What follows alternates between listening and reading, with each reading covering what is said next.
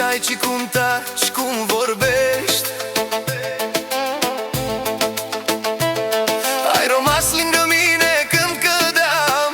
Asta nu se uită, nu se vinde, nu se vede. Gledam te, poznavam glasa ti, me parite, a raните пазиш. Стоеше до мен, когато потъвах, това не се мери, само се чувства.